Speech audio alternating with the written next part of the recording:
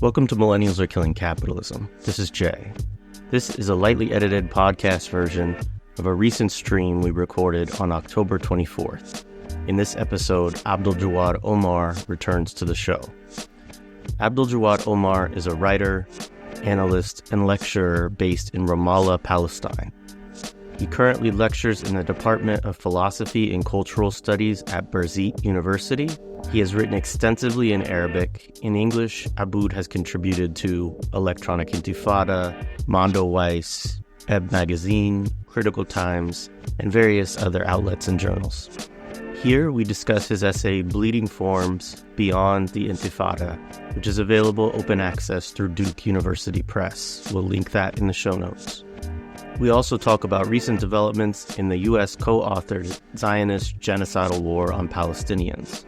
We discuss some of the recent developments from the Palestinian resistance, which continues to maintain a heroic resistance against the Zionist occupation's forces. And of course, we touch on the siege on Al-Shifa Hospital, the full extent of which was not revealed until yesterday when the IOF retreated from the area. We would note, because this was recorded a little over a week ago, a few of my comments are not totally current to the most recent developments, but the analysis remains quite relevant nonetheless. This was our 7th conversation with Abdaljawad Omar since November. Previously, we've released a couple of those as audio podcasts, but there are still 4 others that have not yet been converted to audio, and all of them are up on a playlist on our YouTube channel that we'll link in the show notes. Also want to note that since October 7th, we've also had a few conversations with Dr. Lara Shihai discussing recent developments from a decolonial psychoanalytic perspective. We have also created a playlist for those. In addition, some of our recent guests on the YouTube feed include Steven Salaida, Within Our Lifetime, Celeste Winston, Mateo Capazzo, Hanif Abdurraqib, Dylan Rodriguez, Dindi Katanga, Giomar, Wendy Trevino, Hiram Rivera, Shireen Al-Adimi, Jamima Pierre, Louis Alday, Sina Rahmani, and others. We also have 3 more live streams prepared for this coming week, so remember to subscribe to the YouTube channel, turn on notifications, and catch those. We also have another study group starting up, this time on Orasami Burton's Tip of the Spear. This will start on April 17th at 7:30 p.m. Eastern Time. The study group is available for all patrons of the show. To gain access to that, or just to support our work, become a patron of the show for as little as $1 a month, or $10.80 per year at patreon.com/millennialsarekillingcapitalism. Welcome back to Millennials Are Killing Capitalism Live. Today we have again with us Abdaljawad Omar. We're going to, among other things, discuss an essay that was published, I think, within the last week to 10 days. Time doesn't mean anything anymore. Called Bleeding Forms Beyond the Intifada. There's some elements of this that we've discussed already, so we'll go into kind of some specific parts of it. Yeah, and then we're going to talk about some of the recent events. Obviously, there's a lot going on, I think, that warrants more discussion. And so happy to, of course, always to have Abboud back on to, talk us through some of these things. And this makes I think I said 7th last time. This is actually the 7th conversation that we've had with Abboud. And I thought it was initially that we started in October. We actually didn't start until November having these discussions. So, anyway, very grateful to him for joining us again. So, Abboud, welcome to the show again. Thanks, Jared. It's good to be with you again as well. Good to be with you. So, actually, I wanted to start with just a Twitter thread that you had written a few weeks ago. Actually, I think like a day or two probably after, I think, the last conversation we had, which was a month ago now. And you wrote a thread about Aaron Bushnell. And, I thought it was a very moving tribute, but also captured, the feelings that you have, at least at the time, and you could talk about maybe if they've shifted at all, about the experience of the West Bank and your experience in the West Bank. And, I actually was struck by, and I've had this talking to you, but also talking to Rawana and Fatih as well, of kind of like, in some ways that there's similarities between some of the feelings that you have being in the West Bank that we might have in the States or other people might have in the UK, in terms of kind of, feeling like the conditions for the type of resistance that you would actually, hope into existence or want to be a part of right now just don't feel like they're quite there, and that this is in part because of the kind of neo-colonial, things. But anyways, I'll let you put it in your own words. And obviously, I'm not trying to compare the experience of, a white person living in the States with a Palestinian living in the West Bank. But just as you were talking through the kind of psychology and affective aspects of it, it still brought it brought me to feeling more perhaps like there were some similarities in terms of, feeling a little bit like, there's not a clear way forward right now. I don't think you're making a big leap if we take into consideration actually also one of the parts of the essay that I written, and one of the issues that we've discussed, this form of colonialism that we face that dissects like geography in different ways.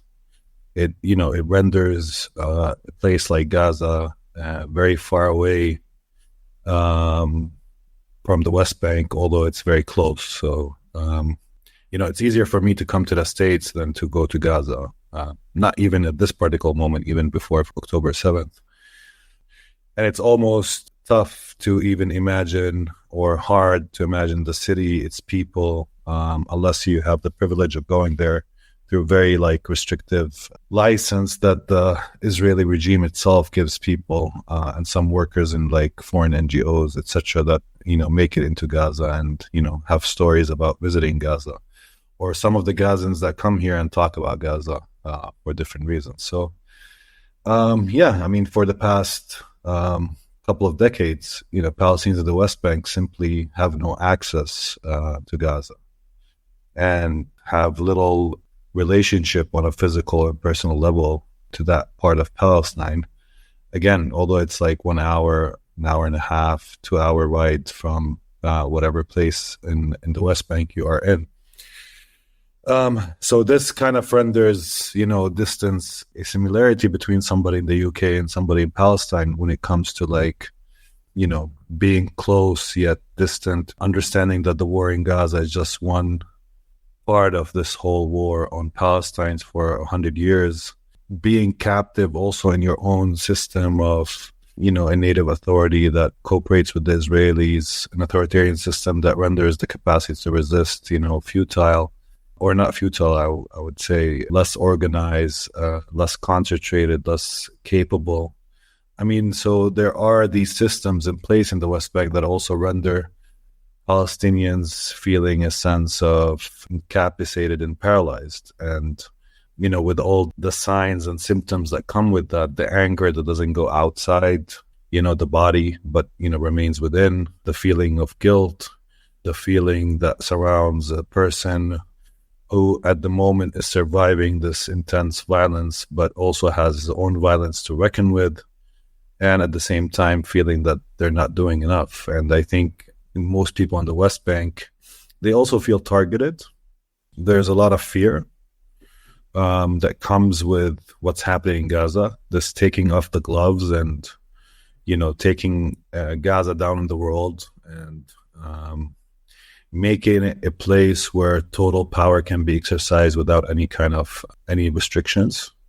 The killing, the maiming, exavagating of dead bodies, or, destroying hospitals, destroying buildings, destroying the infrastructure, destroying mosques, churches. This kind of total war where civilians are killed by air, as we saw in the recent videos that are coming out, without, any sense of management of the use of power. At this moment, it seems like Israel is using, let's put it, most of its power without any kind of regard to anything. So, and we know that what happens and is happening in Gaza is not something very distant from the West Bank itself. So I think that is also a truth that a lot of Palestinians in the West Bank are starting to let seep in and recognize. So yeah, I mean, it is different in this manner. It's different because here there's also another kind of war happening. But at the same time, it's very fundamental for a lot of people to understand that, you know, the West Bank and even Gaza at some level was kind of this kind of post-colonial, you know, governance structure that is folded within this kind of settler colonial or the persistence of colonialism itself. So it creates kind of like an out of joint relationship to also politics and war and the colonial relationship itself. It creates this sense that you can live kind of this everyday rhythm without being engaged in, you know, the horizon of annihilation that is coming through.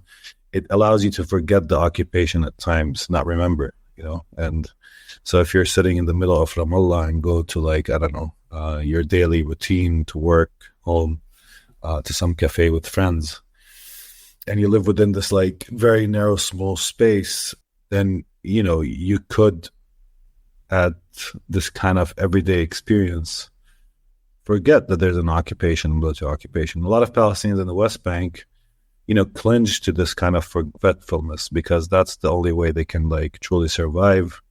Although they, you know, there's something in the background that, you know, nags you that there's something completely abnormal about the lives that we live and about the way other people dominate every aspects of our lives.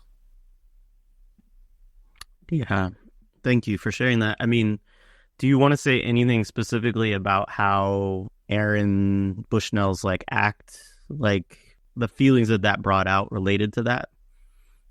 Well, I mean, I think I've sensed it in myself, but a lot of people around me that this, you know, inability to bear witness to what's unfolding and pretend that, you know, life goes on, that there's this person who's doing something about it at some level. And I think it brought out, you know, a lot of this kind of internalized anger that has been incapable of finding like a way to express itself on a collective coordinated level, or, you know, in terms of turning this kind of like anger to action or political action. In the beginning month of the current war, you know, a lot of people in the West Bank were going out on the street and trying to do something. And I think there was that collective kind of, you know, Lenin's question, what is to be done? And in this type of authoritarian regime with this dual carceral system that we live under, with the lack of a social organized movement, although some signs of new armed movement is rising, at least in the past couple of years, means that people feel lonely on some level. It's not the form of solitude that is very productive, and I don't mean lonely in the sense of not having people around, but I think it's a lonely that is on a more political level, which means that they're incapable of trusting others politically and incapable of building and forging these links that could enable a form of collective action to appear.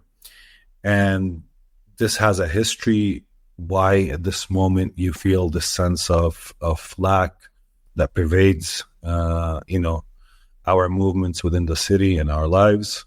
Again, some people clinch to this kind of like forgetfulness, but at the same time, I think that for most people, or for a lot of people, it just feels like a lonely world where you're, you know, you have no clue about the power of collective action and agency, where you cannot really forge the communication needed for such collective power and agency and for it to appear. Of course, it depends on the classes in the West Bank, and I don't want to like make this kind of overriding, simplifying statements, because it's not always true, and there are always means that people find to express and materially manifest their own form of political engagement and resistance exists in the West Bank.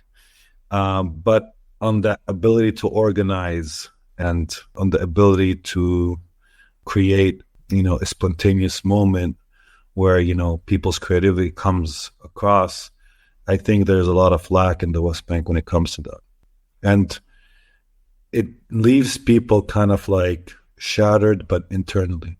And that renders a lot of the anger individualistic in many ways. It's not kind of like this collective anger. And I think for Aaron, this is also kind of projecting onto Aaron because I don't want to place a lot of motivations on Aaron's actions. I don't know him. And it's always dangerous to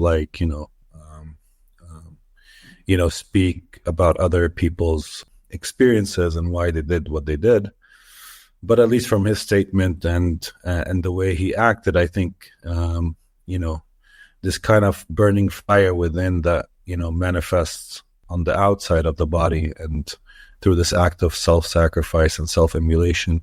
I think on multiple levels, I think that that's something that many people across the world feel, but Aaron just, brought it out in a more material and expressive level. And that's why I think, it touched something in me, but it touched something in a lot of Palestinians who, saw this act also coming from somebody not necessarily living within the colonial condition within Palestine itself, but still doing it out of solidarity and out of this kind of feeling of responsibility and not wanting to bear witness to his own government's also complicity and identification with Israel actions. So these are the things that, brought it out, but on a very emotional level, yeah. And I think, many people could relate to that, whether in the West Bank or in Palestine 48 or in Palestinian diaspora, or for all the people who are concerned about what's happening in Palestine from across the globe, wherever they are. Yeah, definitely.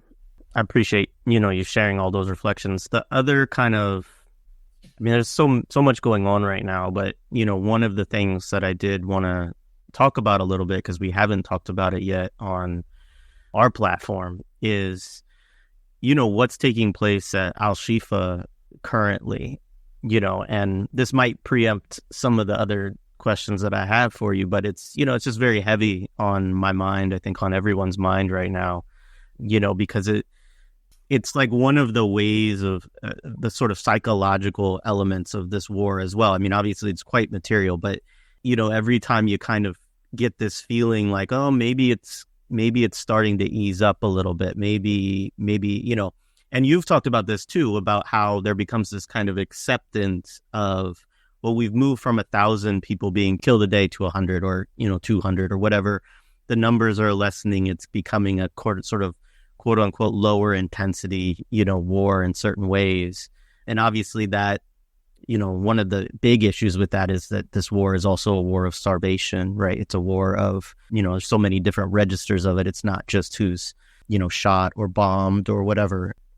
But, this is a moment where the depravity and the, it's just like war crimes on a level that are just, I don't know how to describe it. I'll say this, I didn't expect to see things like this occurring in my lifetime, obviously we could talk about how we've gotten here, right? And how, there's been a systemic campaign of Israel of continuing to intentionally transgress what we would call the rules of war or international law, to commit these atrocities that then become somewhat normalized, and it gets to a point where people sort of, I think, lose.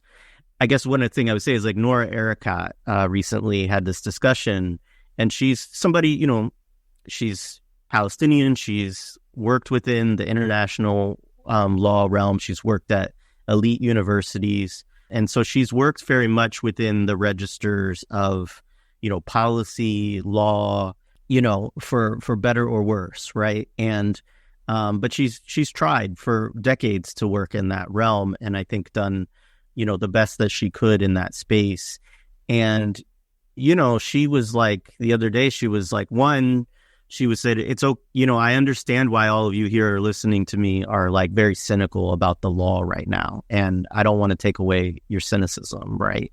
and also she just talked about how like she's been somebody for decades who's kind of advocated that Palestinians also have to accept some form of coexistence, right, or whatever. And she was like, anybody who's saying that right now, she's like, how do you coexist with this, right? Like, how could you place that demand upon people? And so, I don't know. I mean, I guess one of the things I wanted to ask you, and I know you can't really get into the, the minds and the rationale, but like, what the hell are they doing? But yeah, I mean, I don't know what else this brings out in you, this discussion about Al-Shifa right now. I mean, look, on a very, tactical level, Al-Shifa is an operation that was meant to destroy the ability of the Palestinian resistance groups in the northern Gaza Strip to rearrange and exert some sort of social organization in the north. And here, when I say resistance groups, I don't mean resistance operatives that are like engaged in the battle, but largely people who are involved in like the civilian side of things, governance, policing, attempts to like, rejuvenate the hospital, create like social networks, ensure that armed gangs do not take control or, steal the aid coming into northern Gaza. There's an Israeli intentionality at play, which is to sustain disorder in the hopes of driving also the people that remain in the northern Gaza Strip outside. And I think here we should just stop and say that there's an amazing and perhaps also inspiring element in all of this, that many people remained in northern Gaza Strip, in the hundreds of thousands, and that not all people were convinced or did leave the northern Gaza Strip, despite Israel's attempt at driving most people outside of the northern Gaza Strip. But having said that, and it shows that, on some level, this kind of like steadfastness and people's ability to also assert their agency by just staying put, despite the horror and despite the starvation and despite a lot of the other elements that are at play, and also the resistance capacity to reassert its control. We don't know after the Shifa operation what really happens, but, there's that intentionality of like to maintain disorder. Part of it is a negotiating tactic that deals with the ceasefire like negotiations, but part of it is again, opening this kind of horizon within, Israeli thinking for what we could do in terms of Gaza, whether it's ethnic cleansing, whether it's sustaining this kind of form of the ungovernability and unlivability of Gaza Strip, or also sustaining a form of disorder, or finding alternatives to Hamas and the armed Palestinian resistance groups that would come and, replace in terms of governance and civil organization. And I think part of all of that, all of this is part of these type of moves of pressuring people in Gaza to find another solution to governance and the presence of armed resistance, and forcing the armed resistance to capitulate or surrender, or at least agree to some sort of governance structure that is more amenable and cooperative with the Israelis in a post-war scenario. So there's that kind of political level to it. However, having said that, I think that it goes beyond like intentional, strategic, rational, utilitarian thinking. And I think throughout this war, I mean, this is one of the also elements in the essay that I've written, and I don't like, it's not my favorite essay, to be honest, but I've written it, so I don't know. But in many ways, I appreciate you saying that. I like the essay, but I appreciate that as somebody who has also written essays, and they're not always my favorite, so I get it.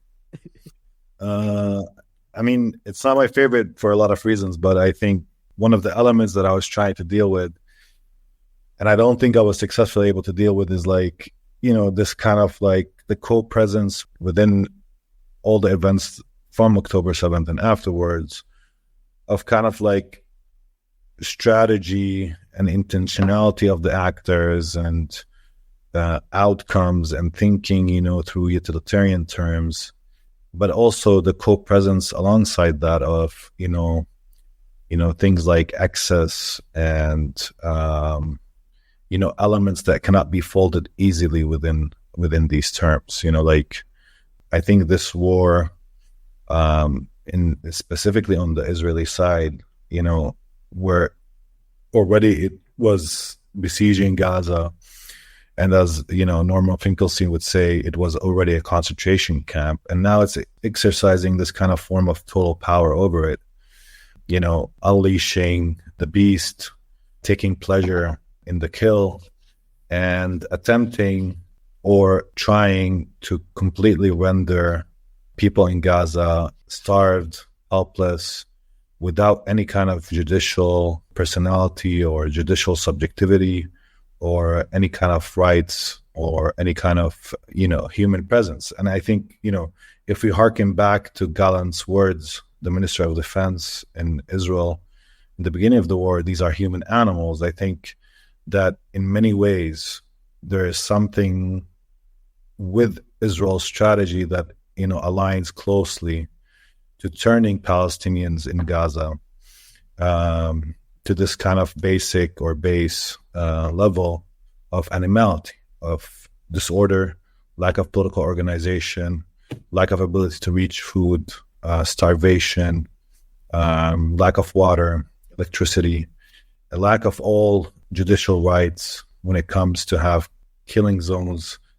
So there's this kind of exercise that is going on, where this Zionist ideology is exercising this form of total power, and it speaks in these terms. It speaks in terms of total victory, and it reached the point of contemplating even nuclear weapons, and throwing them at Palestinians in Gaza or people in the region that just reject this colonial state and its presence in the midst of the Arab world. So I think on multiple levels, there's that element that is not completely folded easily within this kind of rational, strategic, negotiating type of terminology, the political terminology, the political science terminology, the international relations terminology, the realism terminology of people acting out of self-interest. There's something else also going on. And this is partially also the case with also resistance as this kind of like anti-concept. And I think in Shifa, there is that element, why would you go and attack and kill Palestinian civil officials that are engaged in attempting to make sure that, aid reaches people without disorder, without armed gangs taking control, and without as well massacres happening on your behalf. And I think this is something that they wanted to enshrine. And, in the massacres in the past, couple of weeks in northern Gaza Strip, Israel was taking videos, and of course it released them out of this idea that it's trying to absolve itself that we didn't kill the Palestinians in these massacres. However, I think they wanted to enshrine and imprint and burn in the consciousness of the Palestinians themselves, but also all the people that support them, that this is the form of power that we're willing to exercise. We're willing to kill you while you're waiting for the food to reach you. We're willing to render you starved, but at the same time, while you're starved and trying to survive and find food, we're still willing to conduct a massacre. So there's that level that is being exercised in terms of Israel's relationship to power at this moment. That is not completely either strategic or utilitarian, and it cannot be folded only within these terms.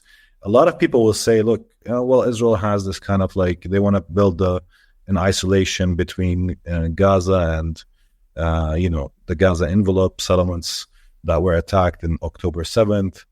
They want to ethnically cleanse, or I think this is all, in terms of how Israel is moving on in deforming the Gaza Strip. There is a systematic, rationalized plan.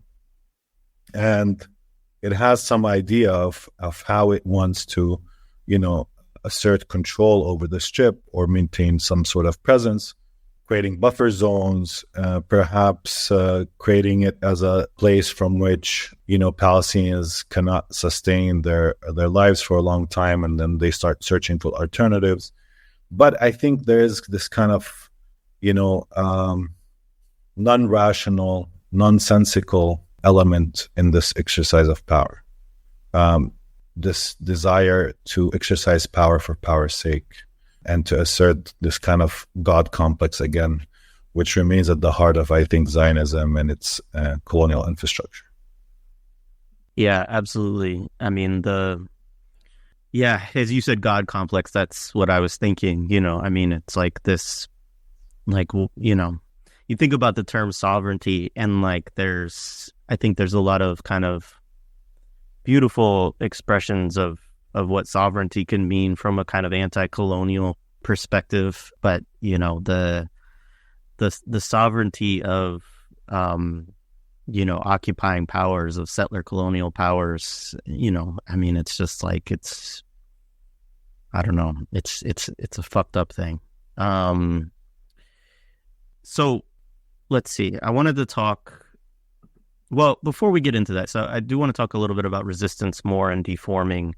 Somebody asked a question I want to raise up, though, because this is on my mind as well, as, what do people in Ramallah feel about the most recent resistance operation near the Dolev settlement? This, for folks who don't know, there was a martyr, Mujahid, Barakat Mansour Karaja. I probably butchered that name, but he took a solo operation. I think it was like 5 or 6 hours that he was, on the offensive against, IOF forces and so on. Maybe you could tell a little bit more, but I mean, and then, I mean, there's other resistance, I think from, Jenin, we've seen more acts recently. I mean, I know that, as you've said, it's not, resistance in the West Bank is not, as widespread.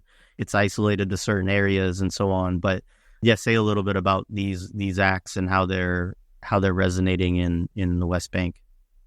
I mean, look, I don't think there's something that, we talked about this when we talked about insurgency and counterinsurgency in the West Bank, and I've mentioned that a couple of times. But when it comes to this specific operation, we have Mujahid Karaja, who's from a small village next to Ramallah called Birzeit. And, the immediate environment where Birzeit lays is near, a ring of settlements that choke the Ramallah area from the western side. And Dolev is one of these settlements, and it's linked through a road that goes through like a narrow and highly vulnerable area, because the Palestinian villages, are on the high ground while the road is on the low ground. And it used to be always historically this area, a lot of resistance actions would take place in it, whether it's like throwing Molotov cocktails or stones or, whatever it is. And I think in this case, we have somebody who is trained because he's an ex-service member in the Palestinian Presidential Guard. So he's highly trained. He knows what he's doing on the level of, conducting this attack. By shooting at a bus, he draws the army in, and he's already created like multiple places where he can also hide and fight from before the attack, and taking the high ground and using a rifle that is apparently a sniping rifle in his attack, and injuring 8 soldiers or injuring 7 soldiers and killing 1.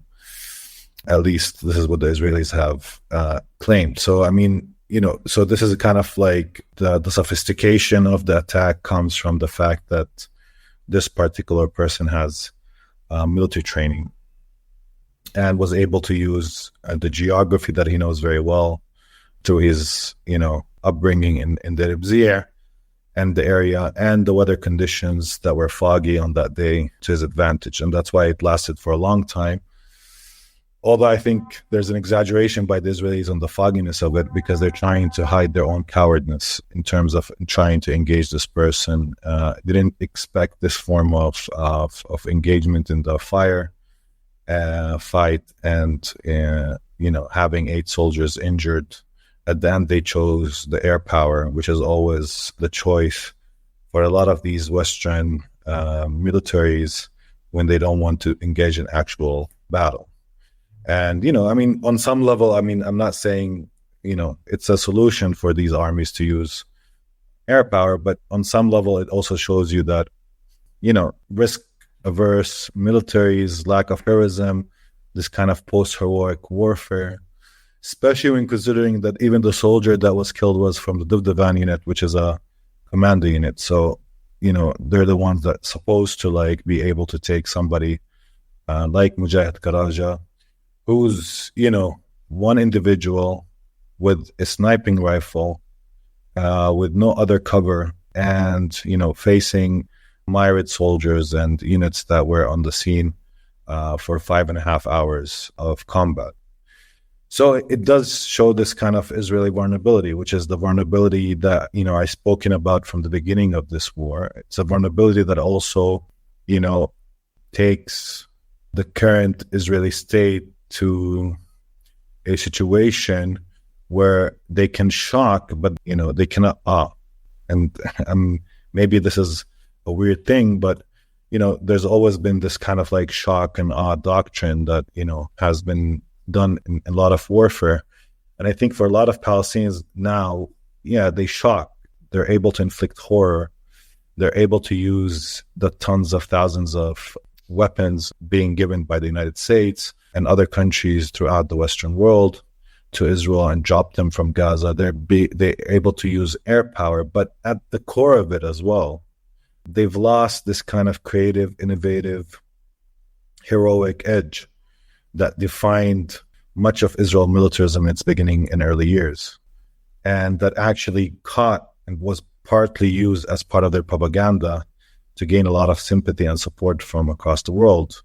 The sophisticated intelligence operations, the ability to infiltrate Iran, the ability to, I don't mean that they can't do that now at any level, but I think for most people now looking at the Palestinian conflict, they would see more innovation, creativity, and heroism on part of the Palestinian side. They would see more of a creative agency at play, even in terms of technological developments that are, constructed from the immediate environment of Gaza, coastal plain, the way, Gaza was able to create a labyrinth of tunnels that are until today not beaten and was not being able to beat by Israel's, engineering units that came into the Gaza Strip in any significant way or manner.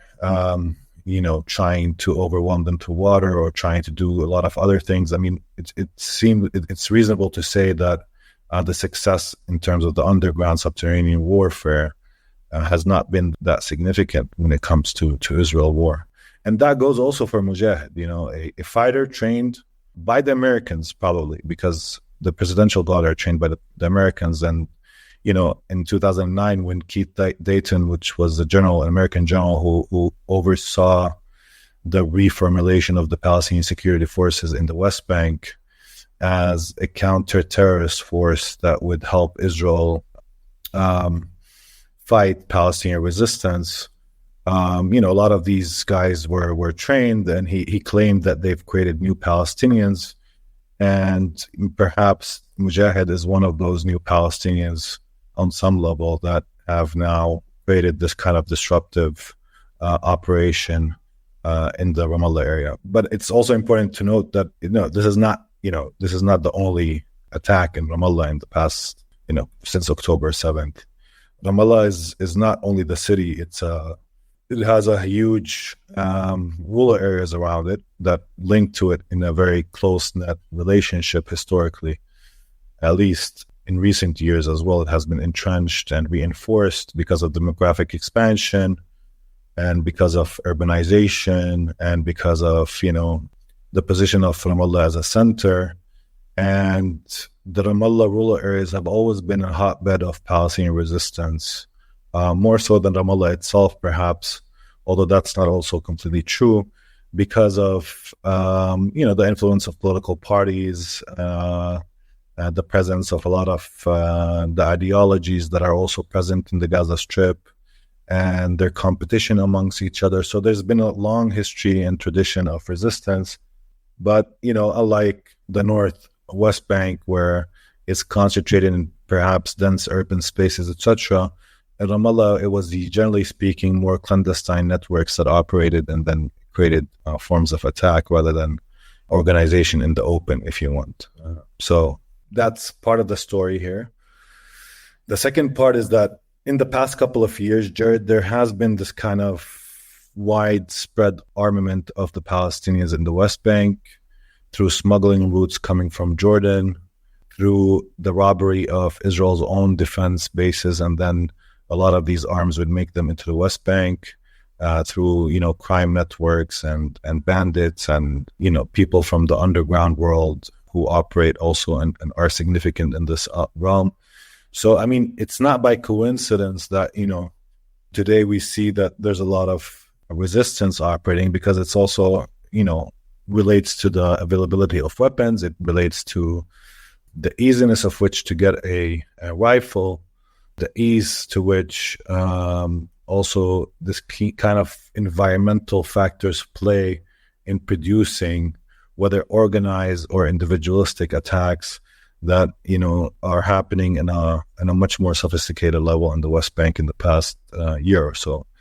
And among that, the entry of IEDs that seem to be growing in terms of their sophistication and blasting power, especially in the north of the West Bank, and also the persistence. I mean, for me, I didn't even foresee this, because I thought Israel would be able to render the Palestinian resistance in the north of West Bank weak and frail and fighting for its survival without a lot of hope for it to persist. But after 6 months of intense and brutal campaigns, also in places like Nur Shams refugee camp in Tulkarem, or in Jenin or Tubas or other areas, I think there's more tenacity and persistence than I've seen or I was able to foresee in November or December.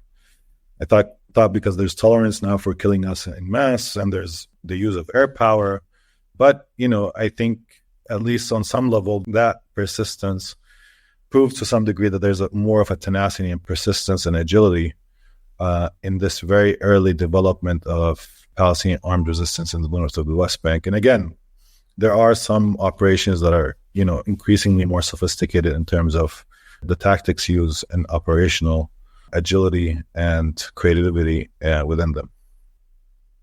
I appreciate that overview very much. So let's talk about deformation. This is something that, you talk about through this essay, the Bleeding Forms essay. And we've talked about it with you a little bit before.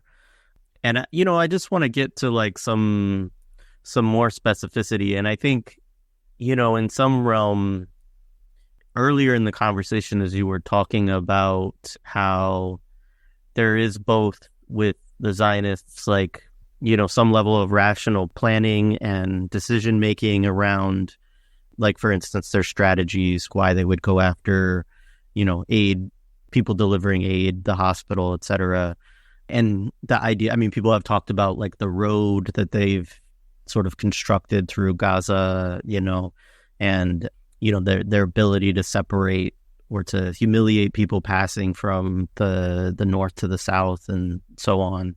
And this idea of a buffer zone, trying to create a bigger buffer zone. And in some ways, that probably speaks to something that the U.S. was urging early on, which was to start to work on their plan for the day after, which is not to say that they didn't have one at all. But, the U.S., I think in pushing that, was not pushing some sort of humanitarian version of the day after, but was more thinking about how do you reestablish dominance and security and maintain your stability as a state. And I guess in some ways this gets to the question of deformation too, because I think, we could talk about the kind of, political challenges that October 7th has still created for Israel as a state. We could talk about how in the north, I just saw a report today from some Israeli official in the north of, occupied Palestine saying that there's still not security for people within the north at all, and that they're, that they don't see a strategy or a plan necessarily from Israel in terms of how do we reestablish, so-called safety and security for people who are living close to the armistice lines with Lebanon. And so, yeah, I don't know. I mean, I thought maybe we could enter into this discussion of deformation there. In part, I wanted to think about deformation as juxtaposed with decolonization, because you're kind of working with those two concepts in that essay. And, I realize it's a bit of you're working with some abstractions and some critical theory and things like this in the essay as well. But yeah, go ahead. I mean, look, one of the biggest discussions around what happened on October 7th, whether it's Palestinian or, perhaps across the globe, even among the left, I guess, in the US and other places, has been like, did anybody anticipate the reaction, that Israel has committed?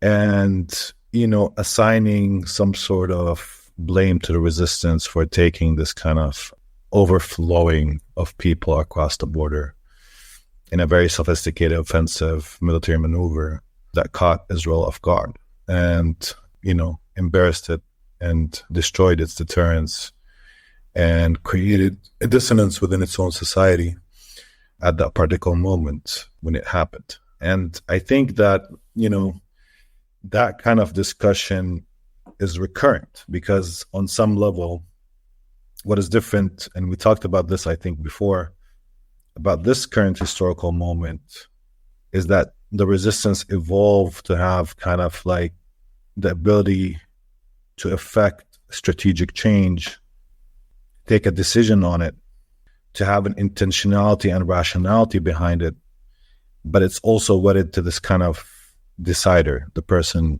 or the individual taking the decision. That represents, of course, a collective.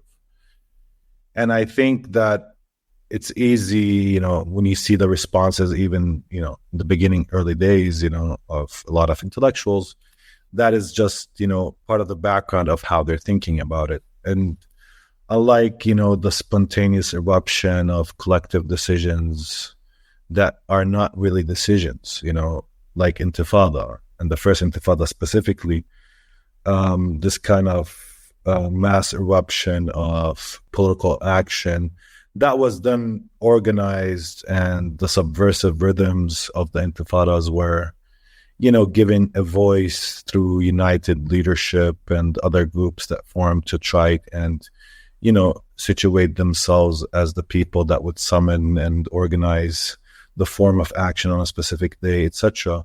But that initial disruption in the colonial form and order and condition in 1987 or also in 2000 were not necessarily assigned to a specific individual or organization, etc. Although the Israelis and a lot of the Zionists, accused Arafat in the second Intifada of being behind the Intifada and the person who decided for the second Intifada. And that is, not necessarily a historical fact. More so, Arafat decided not to quell it, which is a different form of decision than instigating it. At least this is my opinion. So there's this strategic actor with the ability to affect the strategic condition, and it's wedded within a specific locus and geography in the Gaza Strip. And there's a history, and we talked about that, George, so I don't want to repeat myself when it comes to how this kind of evolved. But there's that history around why now we have, a locus, a guerrilla movement, why it's Hamas, not somebody else. All these questions that come to the fore when it comes to October 7th as this moment that condenses a lot of the developments throughout the 3 decades before Oslo and since Oslo. And to me, at least, that is one of the pitfalls of October 7th, because you can easily accuse the Palestinian resistance of being responsible for what happened on some level. You can direct some of your anger at it, even among Palestinians, in Gaza or otherwise. If you're feeling your world is destroyed and you have anger, that can go in different places, and it's normal. So there's that form of element. So we have to deal with this, and we have to understand where this kind of deciding ability came. And I think for me, it's important that in the lexicon of legal scholars and not critical, but a lot of the theories around, Schmidt and others, sovereignty is generally about preserving an order. It's about rendering a state of exception to preserve, not to deform. And I think for me, when resistance have decided this, it decided on the deformation of the current conditions and order for a lot of different reasons. It has this kind of rational, strategic, utilitarian conception.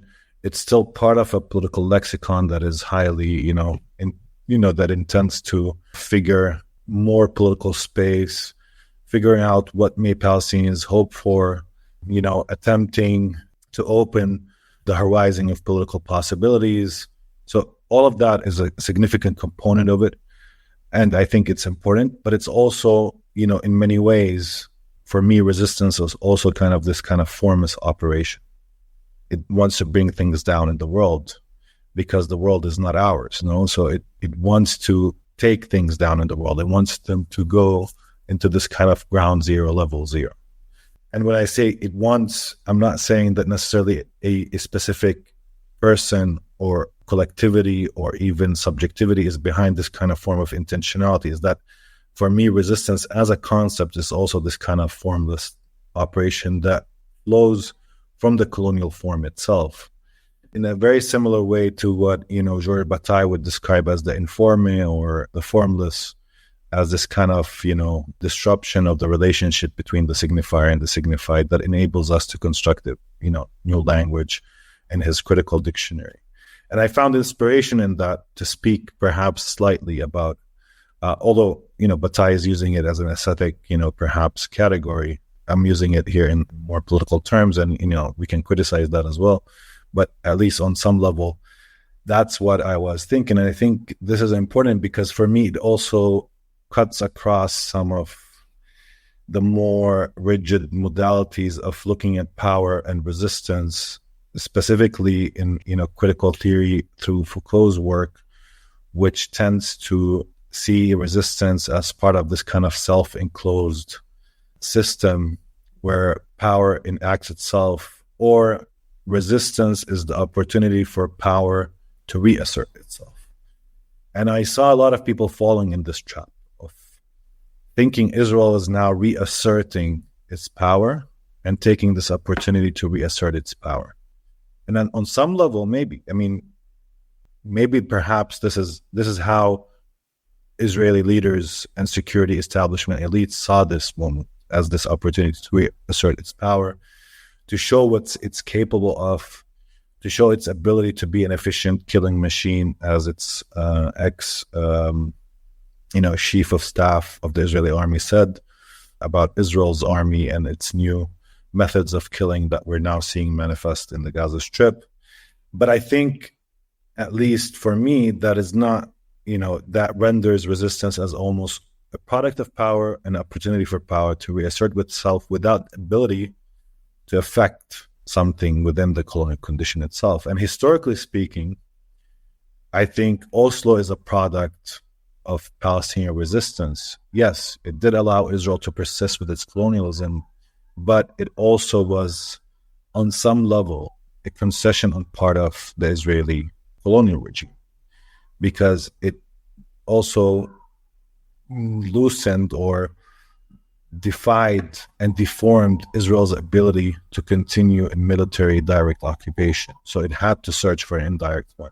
Yes, that was part of its thinking from before 1993, that it wants a form of indirect control.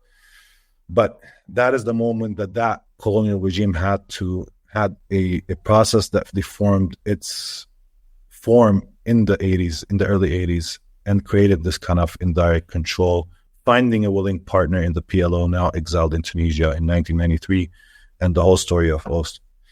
And it's same also in 2000, the second Intifada erupts, that it also deforms the colonial regime's ability to continue and persist, for example, in settler colonial projects and the building of settlements within the Gaza Strip.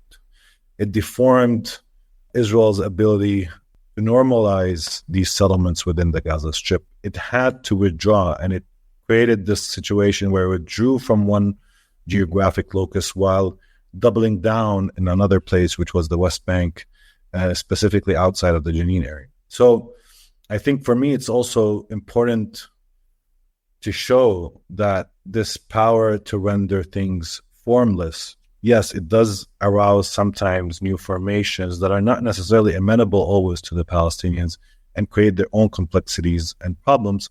But also what it does, it shows people that, history is not just a pile of ruins.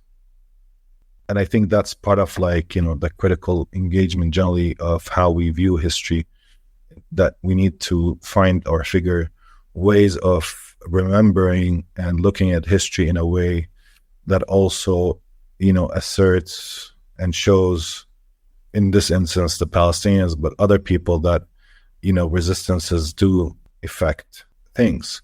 It might not be to our expectations or imagination or, that utopia didn't arrive, but it does render the colonial regime at least momentarily deformed. And this is part of what's happening now on October 7th, is that we're in this moment where, the colonial regime that exists at least around Gaza Strip before October 7th is rendered deformed. In response, Israel is deforming and disfiguring and degrading and humiliating the Palestinians of the Gaza Strip and also the Palestinians in the West Bank and other places, showcasing also its power of destruction, attempting to rebuild its deterrence, trying to shock people. But at the same time, in many ways, it still has to reckon with this process of deformation that the Palestinian resistance instigated through this overflowing of the borders. So that's what I was trying to kind of encapsulate at some level. And a second, I think, important element, at least for me, was, the ability to speak about resistance as an experience that does not necessarily think in utilitarian terms, but not making it, an insane gesture. That's, my also attempt. It's not necessarily that, having this kind of experience of freedom, this sovereign moment where you take a decision like what happened October 7th, doesn't mean that you don't calculate the responses and the rationality behind it, and you don't have a rationale. Because I'm very wary, of course, of how politically this would be received, specifically outside of Palestine, in an environment that actually looks at resistance as just a form of terror or, as a profane act. And, we've talked about that a lot. But there is part of the experience of resistance is an experience of freedom. It's transgressing the limits of finitude itself, death. And in many ways, it's only through thinking that moment you resist and not necessarily always projecting something onto the future.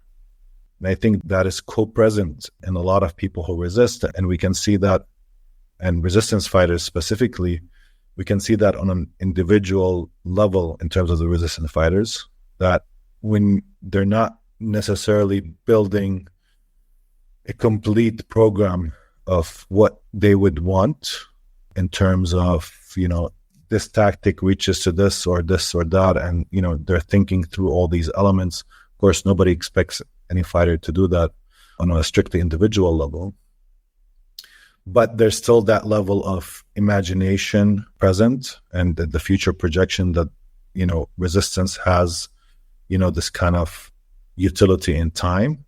But in many ways, co-present with that is resistance as an experience, self-sacrifice as an experience that liberates, whether the individual subject or the collective subject. In this case, in October 7th, it was a collective maneuver.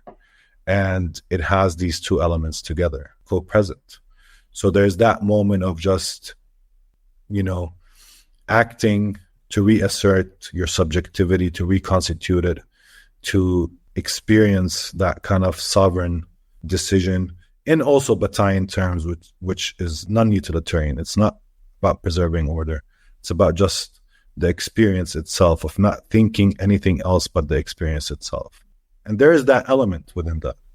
So they might be co-present in the same moment. And I think for me, October 7th resembles and embodies these things, but also the resistance in the north of West Bank, and also Mujahid yesterday. And also, there's these elements that come together in resistance, where once you obfuscate the fear of death, and once you're able to liberate yourself from these kind of shackles and from the infliction of horror, most people within resistance have this kind of experience of ultimate freedom, although they might end up being killed. But within the time frame between their decision to engage in resistance and the moment, the power asserts itself or kills or arrests or whatever, that is a moment of ultimate freedom. And a lot of people, I think, even the ones who, were arrested and then later came out, and through my research that comes across, these are the moments that they felt truly, as they would say, human, So there's that kind of experience also embodied within this, but it doesn't take away from, the rationality, utilitarian, political, negotiating intentionality that also exists within October 7th as an offensive maneuver. Yeah, absolutely. As you were talking about that, it just reminded me of this clip. Actually, I think I want to play it. I don't want to get a copyright thing or whatever. But basically, if folks have watched Vanguard, I think it's called Vanguard of the Revolution. It's a documentary on the Black Panther Party, but there's a clip in it where a couple of members of the Los Angeles Black Panther Party were talking about the first SWAT raid. I think it was the first SWAT raid in U.S. history, actually. Like, I think it was at the time that SWAT was invented. But, they had like Thompson submachine guns and stuff like that in their office as they're being raided, and they were in a shootout for like hours and hours. And anyways, they're talking about it in the sense of the freedom that they felt actually in that moment, which is, might seem strange to people, right? Like this, you're actually being raided by the SWAT team with superior firepower, etc. But they were able to hold them off for hours and hours, and none of them, I don't believe any of them were actually killed in that operation. And anyways, they describe just what you're talking about in terms of the feeling of freedom that they felt absolutely in that moment.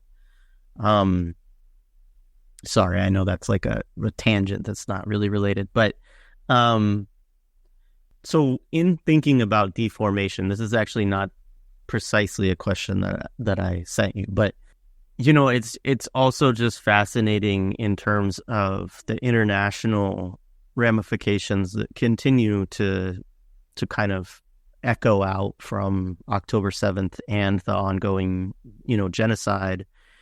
And I mean, in the U.S., we have on the one hand these, very cynical ceasefire bills that Russia and China recognized were essentially just asking Palestinians to cease fire without any conditions at all placed upon Israel, even really conditions of ensuring aid and everything else. But, at the same time, then, I mean, this gets vetoed and there's other bills going forward. So there's these different ceasefire proposals that go back and forth.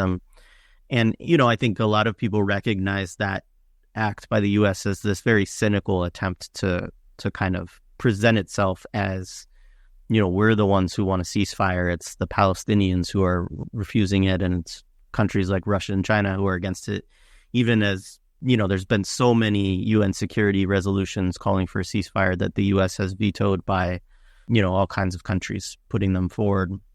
But the piece, then I think it was yesterday or last night that a bill passed that Biden immediately signs that, gives another, I think somewhere, I've seen numbers between $3.2 and $4 billion in security aid to Israel. My guess is that that's actually just sort of the annual amount that always comes from, all the way back probably from Obama or whatever. But that the reality is that the U.S. plans to give military assistance to Israel on a recurring basis. But in that proposal, also, they made sure that UNRWA was defunded for another 2 years. They also made sure that the Human Rights Council, or I forget the exact term, but it's the human rights investigations aspect of the UN that has been seeking to really, do investigations into Israel's actions, etc., that the U.S. would defund any support that it had for that. And so, and this passes with an overwhelming majority of Democrats. It actually was fairly divided among Republicans, which is partly for, U.S. partisan, maneuvering and whatnot. But it's not to say that Republicans are not, supportive of Zionism, because they absolutely are. But it's just interesting because, again, like thinking about deformation, I do have questions in my mind of how sustainable is support globally for Israel, knowing how much that they actually do need on a constant basis to hold up this, settler garrison entity, that is just this kind of colonial imposition in the region. It's this military outpost, and it also is struggling to defend itself and needs this constant support to defend itself, quote unquote, defend itself. I shouldn't even use that term. So, yeah, I mean, again, like thinking, I guess, about deformation and these maneuverings around ceasefire and support, we see quite clearly that the United States is still very strident in its support of Israel and is, going after. I think another thing that they said is that, they won't fund any international body that has anti-Israel politics, basically, And so, yeah, anyway, I'm rambling here, but these are things I'm thinking about too in terms of this deformation of like, there's a lot globally that has to uphold the Zionist project. And I do think that among so many people, they're now very much like, why are we doing this? Like, not so much, I recognize in the United States, especially at a governmental level, it hasn't reached that level at all. But I think for, billions of people across the world, it has. And so I just keep wondering at what point this will begin to more strongly resonate with some of the governments within the world, or if they just really don't give a fuck, right? Or if it's just really that they just like, they don't exist at the consent of the governed. We're in a world where governments coerce their populations into what they see as their strategic interests. But even still, I don't think the support of Israel feels like a strategic interest for, most of the world these days. So, yeah, I don't know. I'm sorry, that's a lot, and it's incoherent, probably. No, I mean, I know what you're asking. I mean, look, it's always hard to assess the repercussions of any event, specifically in the immediate reality of still living and persisting within it. Why do I say that? For instance, after the Second Intifada, for instance, a lot of people in Palestine, specifically in the West Bank, would assess the Second Intifada as a defeat. And it was reinforced by the political regime that rose, in the wake of the Second Intifada, the Mahmoud Abbas regime that came after the death of Arafat, which wanted to also enshrine that it was a defeat because it's also a defeated regime that wants to sustain cooperation with Israel as a form of engagement. However, was really the Second Intifada a defeat in this kind of like total, sense of the word? It wasn't, because without the Second Intifada, we wouldn't have the October 7th. We wouldn't have the development of the guerrilla movement. We wouldn't have the development of the organization that, innovates, creates, enables the buildup of the tunnel networks that, you would have maybe something else, but at least on that level, it's always very hard to assess how an event would actually transpire over time. And I do think that October 7th is significant. Not only is it a deformation of the current relationship between Gaza and the colonial state whether materially, physically, or whether in terms of how this war will end if it ends in a ceasefire agreement, for instance. We don't even know that. That is still up for grabs. Maybe, we'll have this kind of war of attrition persist for a long time.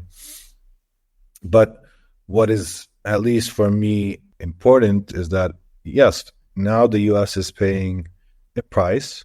I don't know how heavy, for its support of Israel.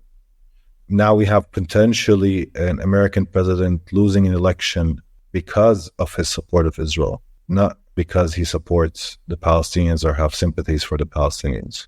Now we have a situation where more of the world knows, and more of the world is aware, conscious of what has happened or is happening in the Palestine for the past 100 years, where the public opinion and its mood has changed, and where American hypocrisy is laid bare. I mean, a lot of countries, out of opportunistic motivations or genuine motivations, whatever, are also pointing all the time, this kind of form of American hypocrisy when it comes to its position in Ukraine and Palestine, and, sustaining this kind of liberal international order while also sustaining and enabling the genocide to continue. That's why it's important for the U.S. somewhat, and for the Biden administration specifically, to now kind of posture around a ceasefire, try to push things towards a ceasefire. And, there's a lot of debate around whether the American government does have the influence to stop the war or not. I mean, historically speaking, most Israeli wars ended with, foreign intervention. And somewhat, in many instances, Israel also wanted to end the war. Didn't want to fight a long war. Perhaps the mood in Israel has changed in terms of, okay, this is a war and we have to fight it for a long time, and we need to take this opportunity and move deeper and deeper in time to attempt and defeat and give a significant blow to the resistance in Gaza and perhaps Lebanon and other places. So we'll be in war for 2 years or 3 years, but then things will, come out of it much better. And it's a calculation that perhaps some of the Israeli leaders and military and security elites are thinking. But it is also significant to just say that historically, yes, American intervention did stop many of the wars that Israel had with Arab countries, or with Lebanon in 2006, for instance, or in other areas, or some other country would come and there would be a desire. And right now, I think the Israelis assess that, yes, they're in a war of attrition. Yes, it's costing them economically. Yes, it's costing them in terms of personnel and in terms of their material power. But they're thinking that there's a lot of reckoning that would happen after a war. They want to postpone. They're thinking this is an opportunity to go deeper and try to change things in a significant, radical way. They're thinking they want to make the world more consistent and more amenable to their own view of reality. So there is that kind of desire and will on the Israeli side to continue with the war as it happens. I currently, more cynical, I see Biden's administration maneuvers as more of a posturing rather than a real, attempt at ending the war. And I think even the current American proposal is a way to sustain the war, but give some sort of respite. But I do think at the same time that, the current administration in the U.S. is very, very concerned about the prospects of it losing the elections in November from this war. So there's an electoral interest that is, coming head with Israeli interest. They're, slowly, the more time passes, the American administration yearning for an end, or at least a rhythm that would take the eyes and ears of people from the Gaza situation, becomes more necessary.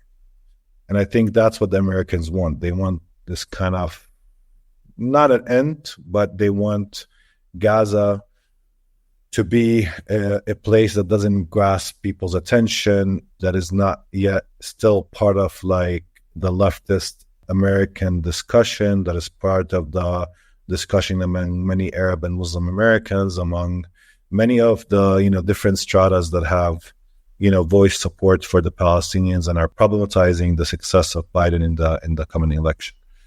So I think that's what the Americans are moving towards.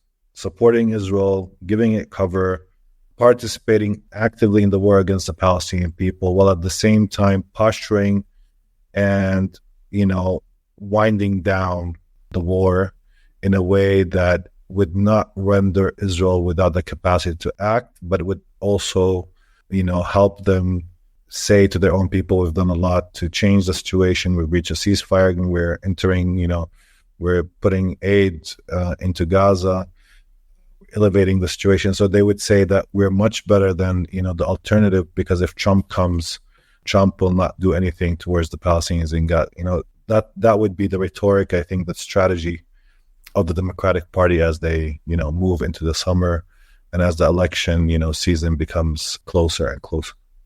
Yeah, and this is one of the problems too of like the centering of AIPAC, a little bit, because there's like this group that started recently that's positioning itself as an opposition to AIPAC, and it's basically trying to tie AIPAC to all right-wing politicians. And it's true. I mean, there is more money, or there's more Republicans who are recipients of AIPAC funding, but there's so many Democrats. I mean, almost all of them.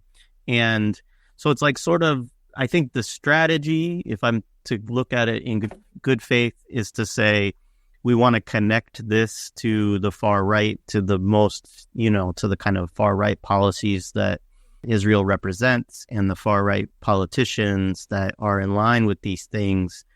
But it's really absurd on its face, because there's no government official in the United States in any office that has received as much money from Zionist interests as Joe Biden has.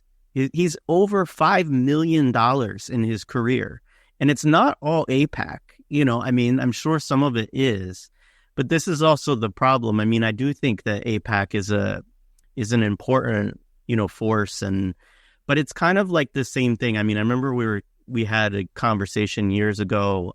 He's one of the people who was a part of Parkland, right? So he's a part of Movement for Our Lives. It was an anti-gun organization, basically, that came out of the school shooting at Parkland. And he, came out of it and just said, the United States is a weapons company, and that, yes, the NRA is an important, strategic opponent for certain reasons. His name is Matt Deich. Sorry, Matt. But the point that he made too is like, yeah, I mean, but what about Boeing? What about Raytheon? What about Smith & Wesson? What about like every company and every corporation, and again, like if we're talking about Israel, we have to talk about those things too, right? I mean, that we're selling part of this military aid becomes this kind of pass-through, right, between the U.S. government and U.S. weapons companies, right, of we're going to send Israel aid, military aid in the form of money that they're going to then just pay to U.S. weapons manufacturers and contractors to buy these things, right? And so it's a form of, basically government welfare for the military-industrial complex.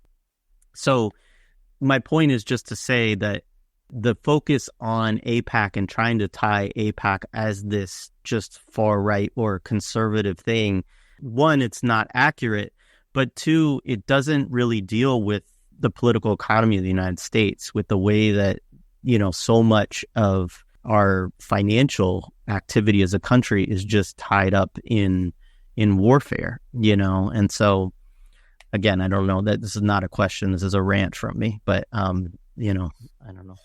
I mean, I think this is what you're trying to say is that, there's a big debate around this, Jared, and why the U.S. supports Israel.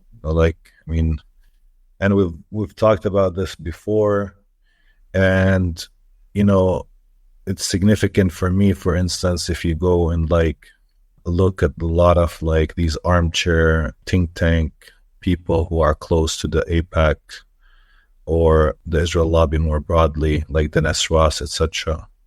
Many of them write books about the unbreakable relationship between Israel and the U.S.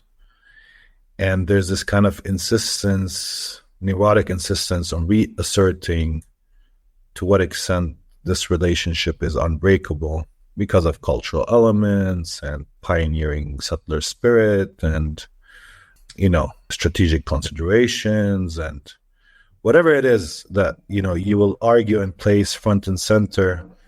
For me, of course, the political economy is central. The strategic elements are central.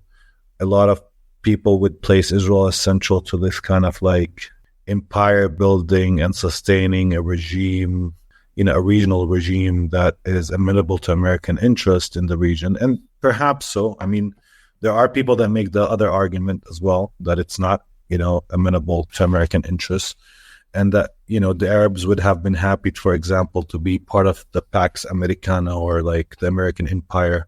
But, Israel is in the middle, and sometimes that, actually created more antagonism than helped the American empire and its strategic interest of oil and denying those reserves from any other emerging power, like at least for a while, Soviet Union or now China.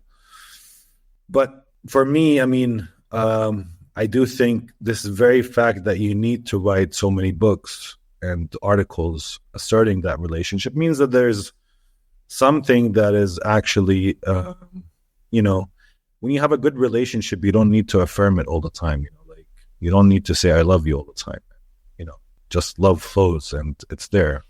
And I think that already tells me that there's something that, on some level that is vulnerable in that relationship, because it's highly predicated on a lot of delusions, lies, and, made up factors. And, some of it might be nostalgia for the Crusades. I don't know. I mean, people built a lot of elements around it. The Jewish question and 19th century anti-Semitism. And, it's so complicated, this whole like ideological construction of Israel itself, its relationship to Europe, the relationship to empire. And, I think for us from a Palestinian perspective, and I think Mahmoud Darwish said it best, I mean, he was sitting, and I think in one of Luc Godard, he's a French filmmaker's movie, and this journalist asked him, you Palestinians are like known in the world, although sometimes people confuse me with a Pakistani. But yeah, I mean, and Mahmoud Darwish says that we're known or we're famous because you are our enemies. She was an Israeli journalist asking him this. We're not famous because of anything special imbued within us, And there's something around that, whole Palestine, its relationship to religions, its relationship to strategic interests, its relationship to settler colonialism and, the Jewish question, the Holocaust and the settler spirit. And I honestly, I don't have an answer. But I don't believe that there's anything necessarily significant about why Israel is supported by the U.S. in a way that makes sense on any of these levels. And what I mean by that is that on a strategic argument, you can make the argument that makes very convincing that Israel is a strategic burden and that America does not benefit from Israel. On a cultural argument basis, culture changes. It's not a fixed thing that can be always sustained through time. Culture and people's attitudes and norms and how they think over things and how they build and construct meaning around this world is not like a fixed element, and things can change. So if there's a cultural element to it, it also can change. If it's, a hearkening back to some sort of nostalgia of conquering the Holy Land, or maybe, I don't know, but, would a nostalgic exercise explain, this complete support? Perhaps the evangelical Christians also have like a theory around how Israel needs to be placed and constructed on biblical terms. And so there's that kind of religious element and the ideological foreclosure around it.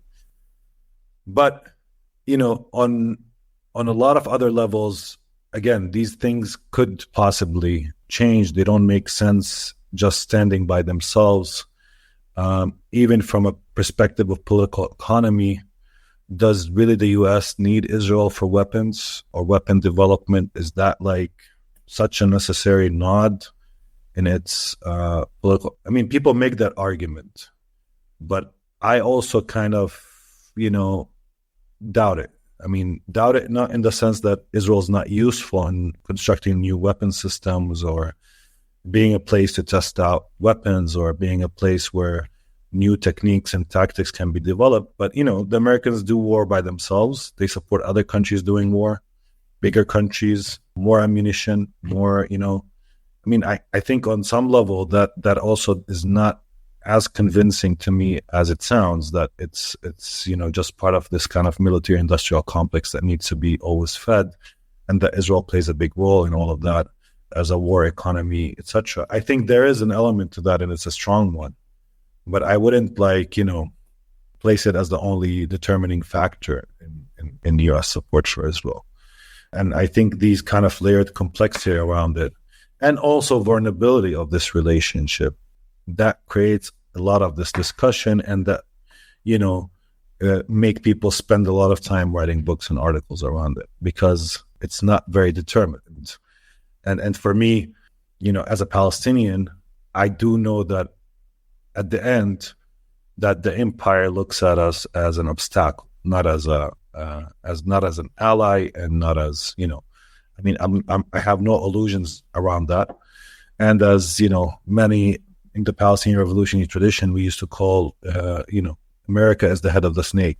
And, without the U.S., Israel could also, or without an empire backing it up, without this kind of strategic depth for Israel, Israel cannot really sustain itself as an ethno-nationalist, racist, apartheid state that it is. It cannot, exist as such. This is not to say that, Jews cannot exist in Palestine, but just the fact of this type of state can remain or not. And I think Israelis know that. And if they didn't know that, they've come to know it in 7th of October when they called, America to help deter other actors in the region when they were in this kind of vulnerable position. And they know it because they get $4 billion of aid that they use for military development. They know it because they need the ammunition from the military industrial complex in the U.S. to actually sustain this war. So they know it on these levels. I mean, and if anybody doubted who's in charge in the relationship, at least on the level of who needs more the other, I think it's clear that Israel needs the U.S. more than the U.S. probably needs Israel. Yeah. Yeah. I wish that level of clarity around the relationship. I mean, I understand you in terms of all the ways that it's complex, but there are still people who, think that, I mean, and this is something we talked about last time. I know you got to go, so I'm not going to hold you much longer. But yeah, I would say that there are still people who think that Israel is kind of in charge, right? That the United States is sort of, you use the metaphor of the dog wagging the tail, and that Israel is the dog and the United States is the tail. And it is inaccurate, and I agree that what you said in terms of, having to pick up the phone on October 8th and say, hey, we don't have enough, weapons to fight this war. We're not able to deter all of these different forces. I think it's quite clear that, that Israel could not continue to exist without strong support of, exist as it does, without strong, support economically, militarily, et cetera, from, like you said, some empire, the United States currently for sure. So anyways, I know that you do have to go. I'm sure we'll pick this up again in, a couple weeks or whatever, but it's always a pleasure to have you on the show. It's been great to be in conversation with you again, and, I appreciate you. Thank you, Jared. I'm happy to be with you anytime and talk. So we'll do it again. We will do it again. Many people are saying I became a co-host, so...